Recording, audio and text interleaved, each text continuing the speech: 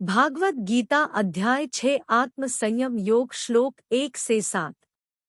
5वें अध्याय के आरंभ में अर्जुन ने भगवान से कर्म संन्यास, सांख्य योग तथा कर्मयोग इन दोनों में से कौन सा साधन निश्चित रूप से कल्याणकारी है यह जानने की प्रार्थना की।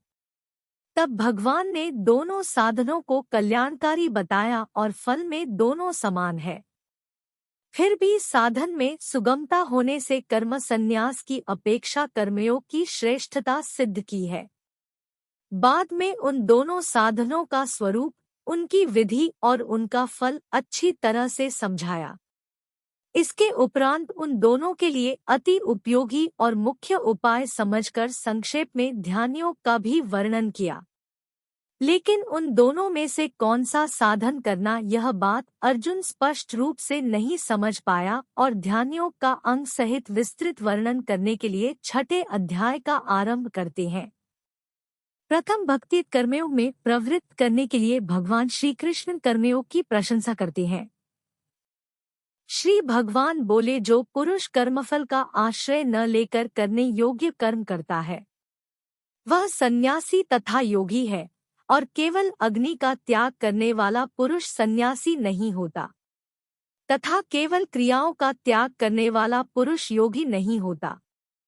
हे अर्जुन, लोग जिसको सन्यास कहते हैं उसी को तुम योग समझो, क्योंकि संकल्पों का त्याग किए बिना मनुष्य कोई सा भी योगी नहीं हो सकता।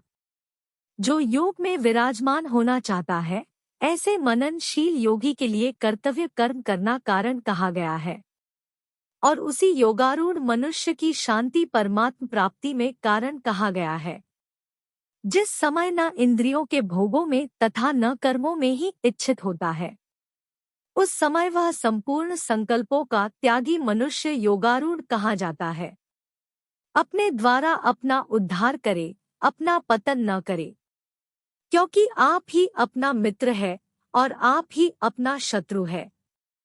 जिसने अपने आप से अपने आप को जीत लिया है उसके लिए आप ही अपना बंधु है, और जिसने अपने आप को नहीं जीता है ऐसे अनात्मा का आत्मा ही शत्रुता में शत्रु की तरह बर्ताव करता है।